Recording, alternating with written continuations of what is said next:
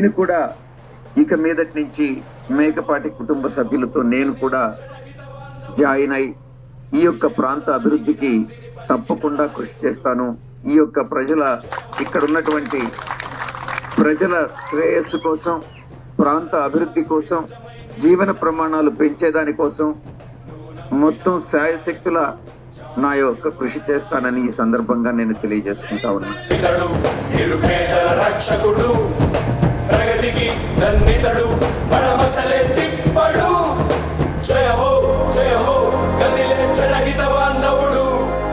విజయ పదానికి నాందిని పలికిన నాయకుడు జయ హో సింహపురి జనహిత సాధకుడు, సారథిలా కుడి భుజమై నిలిచిన సాధకుడు.